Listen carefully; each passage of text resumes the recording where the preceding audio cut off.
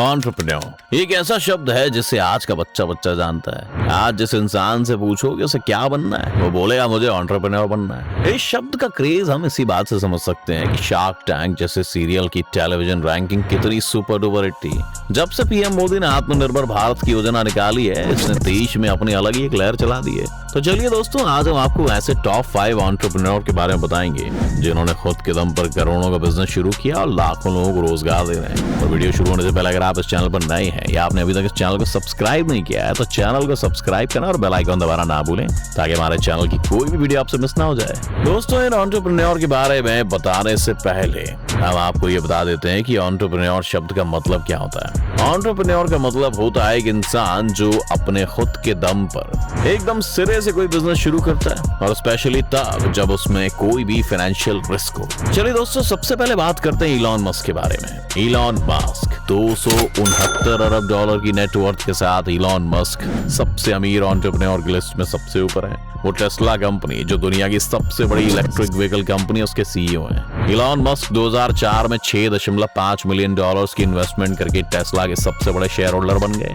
1995 में इलॉन ने अपने पिता से पैसे उधार लेकर अपने पहले सक्सेसफुल वेंचर Zip2 की को-फाउंडेड की। मूल रूप से सॉफ्टवेयर कंपनी न्यूज़पेपर्स में अपनी ऑनलाइन डायरेक्टरीज बनाने में मदद कर रही थी। उन दिनों में विचार वास्तव में रेवोल्यूशनरी था, यहाँ तक कि द न्यूयॉर्क टाइम्स में भी Zip2 के हाई प्रोफाइल क्लाइंट्स में से एक था। 1999 में Zip2 के बाद में कॉम्पैक्ट 341 मिलियन डॉलर्स में बेच दिया गया। इसके तुरंत बाद मस्क ने एक फिनटेक कंपनी के रूप में X.com शुरू किया। कॉन्फिनिटी नाम की एक और फिनटेक कंपनी थी जो X.com के साथ compete कर रही थी। कंपटीशन से बचने के लिए इन दोनों कंपनियों ने पेपैल नाम के कॉमन ब्रांड को मर्ज करने का फैसला बना लिया, जो दुनिया की सबसे बड़ी मनी ट्रांसफरिंग सर्विस में से एक बन गया। पेपैल 2002 में ईबे द्वारा 1.5 बिलियन डॉलर्स में एक्वायर किया गया था। 2003 में एक इलेक्ट्रिक कार कंपनी टेस्ला की स्थापना अमेरिका में मार्टिन एबरहार्ड और मार्क टार्पनिंग ने की थी। इलॉन मस्क 6.5 मिलियन डॉलर्स का इन्वेस्ट करके 2004 में टेस्ला के सबसे बड़े शेयर होल्डर और चेयरमैन बने। 2008 में मस्क टेस्ला के सीईओ बने। ये वही साल था जब टेस्ला ने अपनी पहली electric sports car roadster launch की थी। टेस्ला 2010 में पब्लिक हुई और 2017 में टेस्ला ने बड़े पैमाने पर बाजार के लिए अपनी प्रसिद्ध मॉडल 3 इलेक्ट्रिक कार लॉन्च की। तब से टेस्ला ने शेयर बाजार में शानदार प्रदर्शन किया है। इस तरह इलॉन मस्क दुनिया के सबसे अमीर एंटरप्रेन्योर बन गए। दोस्तों, हम आपको ये भी बता दें कि इलॉन मस्क ने 2022 में ट्विटर को 44 अरब डॉलर्स में ऑल कैश डील में खरीदने की पेशकश की थी। आगे बढ़ते हुए दोस्तों, बात करते हैं हमारे दूसरे सबसे अमीर एंटरप्रेन्योर के बारे में, जो है जेफ बेजोस। 1964 में जन्मे जेफ बेजोस अमेज़न नाम की ई-कॉमर्स दिग्गज के फाउंडर और सीईओ हैं। 187 बिलियन डॉलर्स की टोटल नेटवर्थ के साथ वो सबसे अमीर एंटरप्रेन्योर्स की लिस्ट में दूसरे नंबर पर है। दोस्तों, उन्होंने वर्ष 1994 में एक ऑनलाइन बुक स्टोर के रूप में अमेज़न की स्थापना की। उसके बाद जेफ बेजोस ने पीछे मुड़कर नहीं देखा, क्योंकि वो प्रोडक्ट्स की नई कैटेगरीज जोड़ते रहे। आज अमेज़न दुनिया का सबसे बड़ा ऑनलाइन शॉपिंग प्लेटफॉर्म है। 1996 में कॉलेज से ग्रेजुएट होने के बाद जेफ बेजोस ने पहली बार एक टेलीकम्युनिकेशन कंपनी फिटेल में काम किया। इसके बाद एक बैंकर्स ट्रस्ट में वो शामिल हो गए। वहाँ कुछ ही वक्त के बाद वो एक मैनेजर के रूप में एक हेज फंड में शामिल हो गए। 1993 तक लगभग 4 वर्षों तक वहाँ उन्होंने काम किया। 1994 में जेफ बेजोस ने अमेज़न की स्थापना की, जो आगे चलकर दुनिया का सबसे बड़ा ऑनलाइन रिटेलर बन गया। शुरुआत में अमेज़न सिर्फ बुक्स में बिक्री करता था। हालांकि बेजोस द्वारा आईपीओ के माध्यम से अमेज़न को पब्लिक करने के बाद इसने अन्य प्रोडक्ट्स और वर्टिकल्स में विस्तार करना शुरू कर दिया। आईपीओ के बाद अमेज़न मुनाफा कमाने के लिए स्ट्रगल कर रहा था। तेजी से एक्सपेंशन का मतलब ज्यादा कैश जलाना था। उनका बैंक बैलेंस घट रहा था, दिवालियापन हवा में मंडरा रहा था। स्थिति ऐसी थी कि अमेज़न को अपने वर्क फोर्स का एक हिस्सा निकालना पड़ा और इसने अपने डिस्ट्रीब्यूशन सेंटर्स को खाली करना शुरू कर दिया था। हालांकि 2002 में अमेज़न ने अमेज़न वेब सर्विसेज लॉन्च की, जिसने कैश फ्लो और प्रॉफिटेबिलिटी के मामले में अमेज़न के लिए खेल को बदल दिया। AWS अपनी अफोर्डेबल क्लाउड कंप्यूटिंग सर्विस के लिए जल्दी लोकप्रिय हो गया।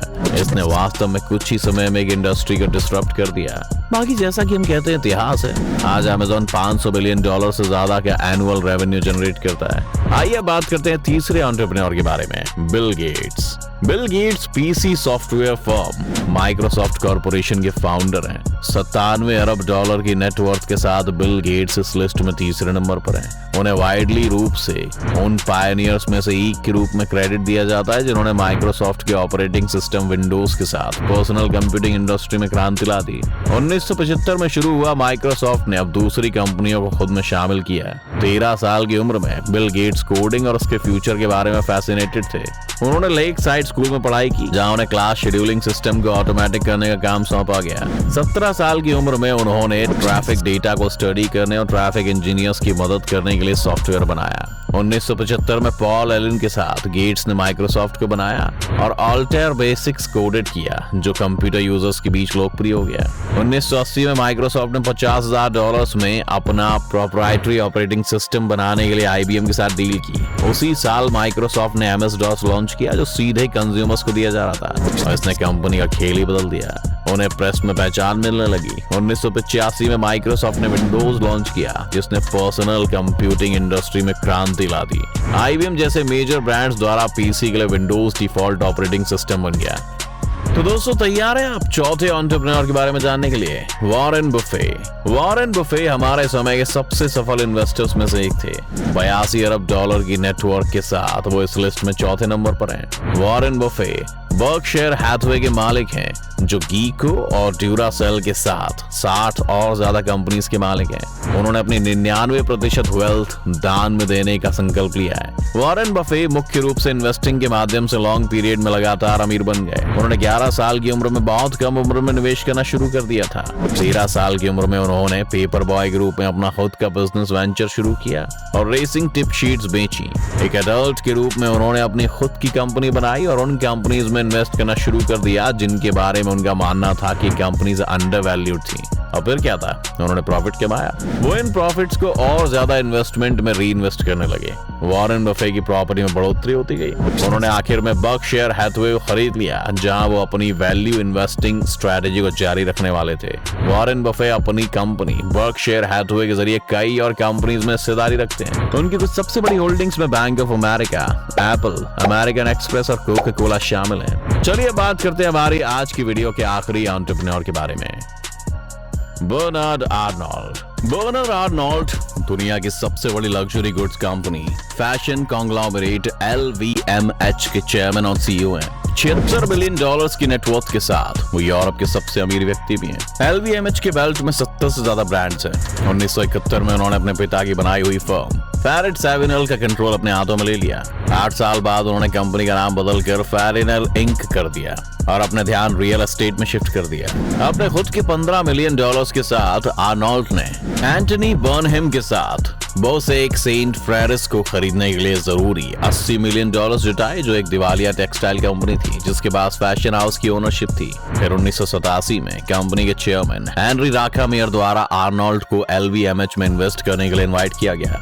गिनीज PLC के साथ एक जॉइंट वेंचर के माध्यम से इन्वेस्ट करते हुए आर्नोल्ड ने 1990 में हेनरी राकामेयर को बाहर कर दिया और LVMH फोल्ड में कई फैशन कंपनीज को शामिल करना शुरू कर दिया। आर्नोल्ड को यूरोप में उस व्यक्ति के रूप में जाना जाता था जिसने 1995 में फ्रांसीसी फैशन डिजाइनर जॉन गैलियानो के बाद के पेरिस फैशन हाउस में हर्बर्ट डे गिवेंची को रिप्लेस करने के लिए अपॉइंट करके फ्रांसीसी वस्त्र को रिवाइव किया था।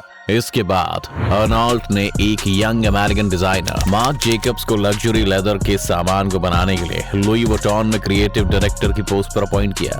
उन्होंने कनाडा के फ्रैंक गेरी द्वारा डिजाइन किए गए बॉयज द बलून पेरिस में contemporary art museum foundation Louis Vuitton भी बनाया। 2007 में बर्नार्ड आर्नोल्ड को फ्रांस के हाईएस्ट डिस्टिंक्शंस में से commander of the Legion of Honour नामित किया गया। तो दोस्तों आज की वीडियो में इतना ही। उम्मीद है आज की वीडियो से आपको काफी कुछ सीखने को मिला होगा। अगर आपको वीडियो पसंद आए तो वीडियो को लाइक करें और अगर आप इस चैनल पर नए हैं तो जाने से पहले चैनल को सब्सक्राइब करना भी ना भूलें।